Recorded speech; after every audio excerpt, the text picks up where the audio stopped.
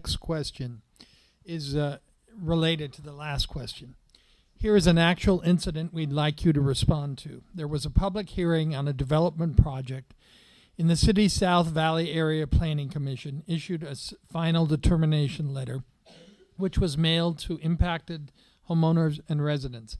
After the fact, this determination letter was secretly modified with new wording that was to the benefit of the developer, and then a second determination letter was issued. Sherman Oaks Homeowners Association had to sue the City of Los Angeles to negate the second determination letter. The court ruled that the city must stand by its first determination letter. After the lawsuit was finished, numerous letters were written to the City of Los Angeles departments, city attorney, planning, city controller, etc., asking for accountability and an explanation on who and how such changes could be authorized after a public hearing. Question: as city attorney, how will you change the culture of the city departments and staff to ensure that these types of backroom deals do not continue? And I can personally testify that there have been many, many such instances in the past, in the recent years. And the first one is Nooch. To the best of my knowledge, CEQA does not provide for a mulligan. Okay. The bottom line is that you don't get a second shot. First and foremost, there will be no secret deals. The doors are coming off City Hall. You will have, if you have a problem, call me. I don't have a problem saying that. And, come see me. Voice your opinion. I won't be an empty chair. I will. I may not agree with you all the time, but I will be there and I will listen. At the end of the day, CEQA is very important. Again, I'm going to repeat it. If it impacts density, traffic, schools, or allocation of resources, it needs to be fully vetted under CEQA. That's why you have an independent city attorney. You take a look at the campaign contributions of one of the candidates who's not here today, and you'll see that over $300,000 in campaign contributions have come from developers or developer interests. At the end of the day, who's beholden to who? How did you get there? We need someone who's going to be independent, who's going to do their job. The one thing you can count on me for is an honest look.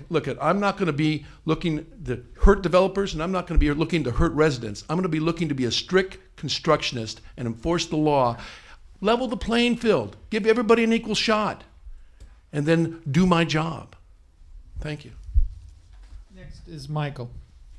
Well, I think that the situation that Marcia described is obviously one that we should take extremely seriously. Whenever we have backroom deals going on, I think it's incumbent upon the city attorney as the watchdog of City Hall to be an independent voice.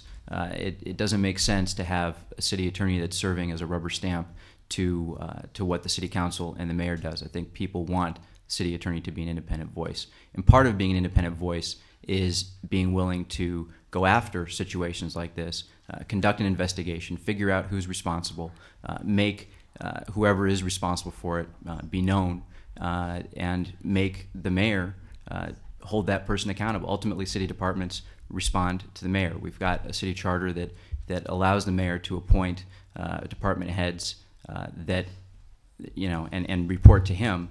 And as a result, we need to make sure the mayor does his job. And if there's illegalities going on and our office finds it, then we need to refer whatever those transgressions are to the appropriate authorities to do the prosecution of those offenses if the city attorney's office does not have the jurisdiction to prosecute them themselves.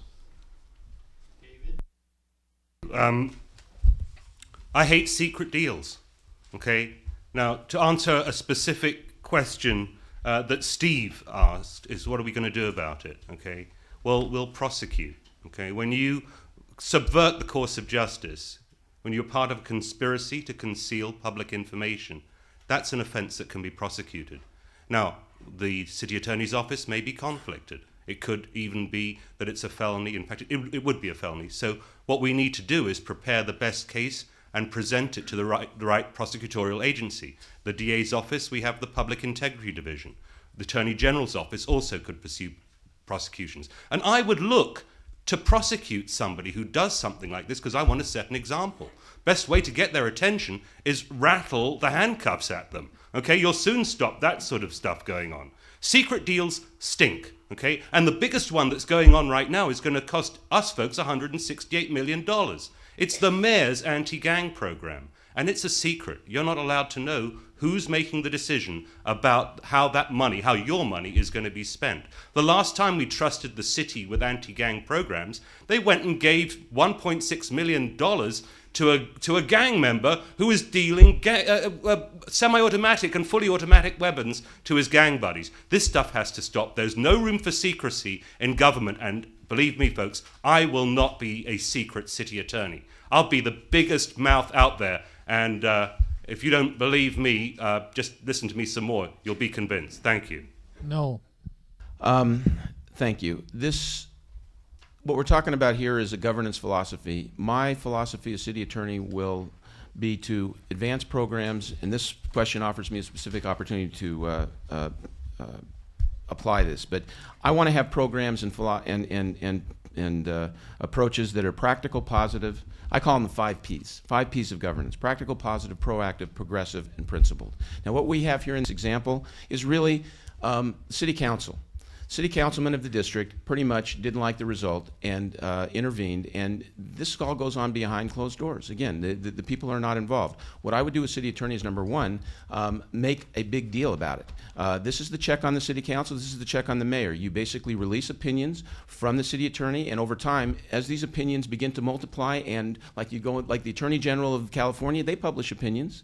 You can get them in the law library. City attorney should publish opinions. They should be available on the internet, easily accessible, not just by homeowners associations, but by lawyers and others. So by basically making a big deal about this, by indicating how the problem arose, by shining the sunlight into the secret closets where this stuff is done, people will understand, and by virtue of that, you know what? It won't happen again. It just won't happen again, because the city attorney right now works for the councilman. That's the problem. And it's what we're talking about when we say works for the councilman. They identify with the councilman's political interest. And when the political interest diverges from the public interest, we got a problem. And this is what happened in that case. It happens all the time.